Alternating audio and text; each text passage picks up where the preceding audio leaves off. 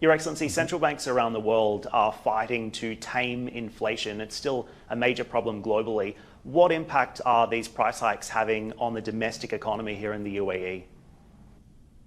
Well, we've seen 80% of global economies, advanced economies, and 60% of developing economies, a 5% inflation on the global level. We've seen challenges such that the UAE as well has a very strong support on the fiscal policy. Our central bank is really putting the aspects on that kind of guideline, and I think it's important to really allow the central bankers to really come back with the aspect of combating a little bit of the challenges. What we do in the Ministry of Economy, I think it's important as well. We look at the consumer protection. We try to actually, with the CPAs that I mentioned, increase trade flows. So we managed to really manage the supply part of the graph to ensure goods comes into the UAE with low tariff to allow more reduction on the inflation part.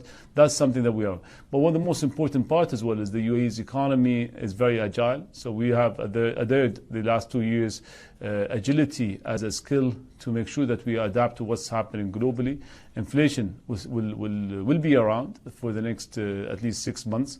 And I think it's important that we keep that kind of management between the fiscal and economic policy very close.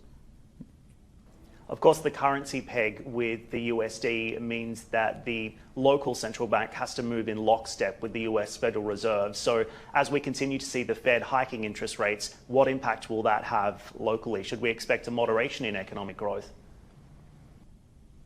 Well, actually, saying that and saying as well that the UAE, some countries will have some internal challenges when it comes to inflation. Some countries will have challenges when it comes with imported inflation. And that's something which we look at. But then as well, we see the dollar has appreciated with other currencies globally.